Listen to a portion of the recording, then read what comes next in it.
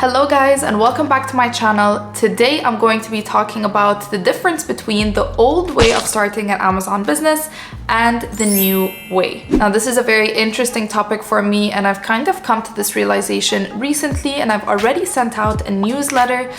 If you're signed up for my business newsletter that I send out at this point very randomly, to be honest, but if you're signed up for it, then you've probably already gotten this in your email and me explaining this concept. I'm going to insert a screenshot right here. So yeah, I came to this realization that there's actually an old and new way of starting an Amazon business, and most of the courses these days teach the old way. So without further ado, let's get right into what the differences are and what I personally recommend. Okay, so first let's start with the old way of building an Amazon business. And this actually consists of finding a product that has very low competition and high demand. So meaning something that is super trendy or something that doesn't have a lot of sellers on Amazon, and sourcing that product for a super low price on Alibaba and then sending it right to the Amazon warehouse. You still put your branding on it, you send it to the Amazon warehouse, but within the old way, you don't actually do any of the marketing initiatives.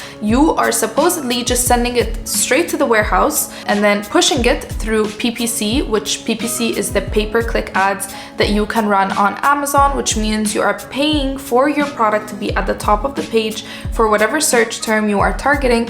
And every time somebody clicks on your listing, you pay, whether it's $1 or 50 cents or $2, whatever it is that you are bidding. So you run PPC ads for your product to be up there at the top of the page, and that is how you find success. Now, I never really understood this business model because PPC ads, number one, are very, very expensive. Now, I'm not completely against them, and in my program, I do have a PPC module that is coming out, and it's in collaboration with Mina Elias, and I think he's very knowledgeable when it comes to PPC. But for me personally, and especially to start off your business, I don't think it's right to run PPC ads from the very beginning because they are so expensive. I actually, when I first started my business, lost around $500 in one day because of PPC ads.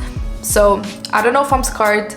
I don't know if this is normal, if a lot of you guys have the same experience, but yeah, this is what the business model is. I didn't really understand it because it's very hard to profit with PPC, and at the same time, you have to price your product for a very low price to be competitive. So really, where are the profit margins? And I think because this is what is the most commonly known way of starting an Amazon business, and a lot of people mark it as non-profitable, too saturated, too competitive, and I completely agree. I think if you're just going to list products randomly on Amazon without building a brand and doing the marketing and doing great packaging and all of that, then it's going to be very hard and very competitive for you to actually succeed. It's more going to be kind of like a luck game. If you choose the right product, then you will succeed, and if you don't, then you're just going to lose your money and you need to move on. So this is the old way of building an Amazon business, and I think that a lot of manufacturers have caught on to this way, and they have actually started to list their own products on Amazon.com because it's very easy for them. They already get the product at a very low price. There is no middleman there, so they don't need to profit off of you. The product is truly at the lowest price that it could possibly be, and then they are selling it on Amazon for a super cheap price as well because they have amazing margins. So because a lot of the manufacturers have caught onto this, and now there are a lot of products that are unbranded from these Chinese factories, I think it's very hard to compete with them unless you go for the new way of starting an Amazon business. So the new way of starting an Amazon business is my personal favorite. It's what I've done with my own brand, my own sunglasses, and what I recommend for you guys, and it's what I teach in my academy. So the new way is where you are taking a well-known product, something that's already very popular, let's say for example a toothbrush, or just an everyday product, let's say forks, plates, whatever it is a household product. Or you could even take something that is trending. You just need to apply the same module, which is you take the product, you're sourcing it from Alibaba.com, but not at the cheapest price that you can get. You're sourcing it at the highest quality that you can get. You're trying to adjust it, whether you're changing the size, the color, the shape of it. You're taking a look at the negative reviews to make sure that you are coming out with a better product than what is already selling really well on Amazon. And keep in mind that when you are choosing this product, you need to choose a product that is already selling really well and has a lot of demand. It's okay if there's a lot of competition, because what's going to differentiate you is your branding, your packaging, and your marketing. So yeah, you're sourcing the product and you're changing something about it. So I think when you try to source a product, you should go for whether it's the clearest or the biggest or the smoothest, or, you know, just changing something, like either maximizing or minimizing one variable of the product. So let's say, for example, if it's a hair dryer, it can be the most quiet hair dryer, or it can be the fastest hair dryer that will dry your hair, or it can be the most powerful. So just having some type of statement where you can say, this is why my product is different, this is why my product is better than what's already on the market. And when you speak to your supplier, you can most definitely do that with them and let them know what your goal is and how you want to change the product, and they will help you out. So another thing when it comes to the new way of starting an Amazon business is when you are sourcing your product,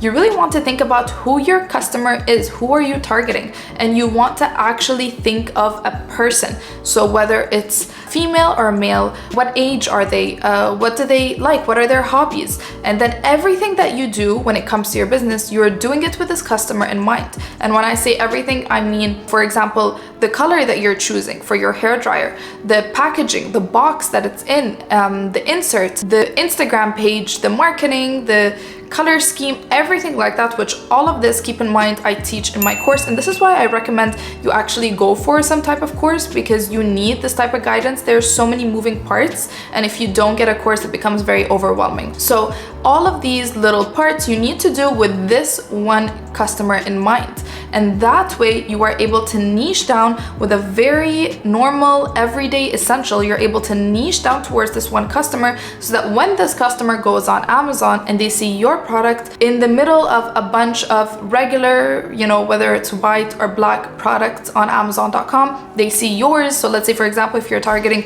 a female that likes the color pink, then they see your pink toothbrush and they say, oh, this is perfect, this is gonna look great in my washroom, so I'm going to get this one. So this is what's going to differentiate you from the other Chinese manufacturers that are just sending their regular products unbranded without the marketing straight to Amazon and hoping for the best. Another way that you can also differentiate your product when it comes to the new Amazon business module is sending your product to influencers, creating TikTok videos, creating reels. Again, when I say doing everything with this customer in mind, you want to find the influencers that this customer would be following and send your product to them. Let them know, hey, I have an Amazon product. I think you're going to love this. I would love to send it to you so you can try it out. And if this influencer actually likes the product, they can promote it through the Amazon Associates program, which is basically a program that gives influencers a commission whenever somebody purchases a product through their link. So they do get paid after all. It's not really for free because they get paid, but the great thing is it's not coming out of your pocket.